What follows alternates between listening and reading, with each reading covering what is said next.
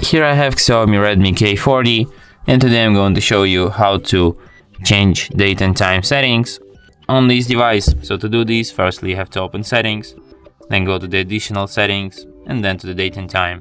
Here, to set up your date and time manually, firstly you have to disable the feature use network provided time. Here you can change your date, here you can change your date, and here you can change your time. You can also change your time zone here.